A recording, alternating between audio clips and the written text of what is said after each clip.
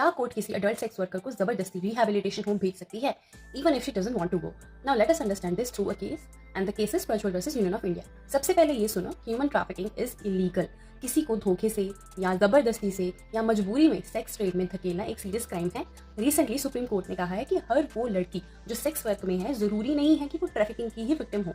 Court ने observe किया कि लॉ के करंट फ्रेमवर्क में कई बार 3 अलग अलग कैटेगरीज के लोगों को एक ही तरह ट्रीट किया जाता है और वो कैटेगरीज हैं, एक जो पहले ट्रैफिकिंग का शिकार बनी, दूसरी जो पहले ट्रैफिक थी लेकिन बाद में वॉलंटरीली उन्होंने उसको कंटिन्यू किया, और 3 जो अडल्ट है और वॉलंटरीली सेक्स वर्क कर रही है। सुप्रीम कोर्ट ने कहा कि इन तीनों को एक ही कैटेगरी में रखकर सेम रिहैबिलिटेशन प्रोसेस अप्लाई करना अनफेयर हो सकता है।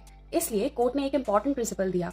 कोर्ट ने कहा कि विक्टिम की कंसेंट सबसे इंपॉर्टेंट फैक्टर होगी। मतलब अगर कोई एडल्ट वॉलंटरीली सेक्स वर्क कर रही है तो उसको ऑटोमेटिकली रेस्क्यू करके प्रोटेक्टिव होम भेजना या रिहैबिलिटेशन फोर्स करना सही अप्रोच नहीं है। मजिस्ट्रेट को सबसे पहले ये चेक करना होगा कि क्या वो अडल्ट है, कि क्या वो वॉलंटरीली सेक्स वर्क कर रही है और क्या वो रिहैबिलिटेशन या प्रोटेक्टिव कस्टडी चाहती भी है। सुप्रीम कोर्ट ने कहा कि विक्टिम को एक पैसिव ऑब्जेक्ट की तरह ट्रीट नहीं करना चाहिए, आखिर उसकी लाइफ की लिबर्टी और फ्यूचर का फैसला है। कोर्ट ने यह भी क्लैरिफाई किया कि विक्टिम के विशेस को सिर्फ एक्सेप्शनल सिचुएशंस में ही इग्नोर किया जा सकता है, जैसे कि जब उसको सेफ्टी को खतरा हो, उसकी लाइफ को सीरियस डेंजर हो, या फिर उसकी कंसेंट को कोहर्जन, थ्रेट या अनड्यू इन्फ्लुएंस के थ्रू लिया हो। Otherwise adult persons choice must be respected. Supreme court ने बुद्धदेव कर्मास्कर केस को भी रेफर किया, जहां पहले ही कहा गया था कि वॉलंटरीली अडल्ट सेक्स वर्कर्स को हरास या विक्टिमाइज नहीं करना चाहिए।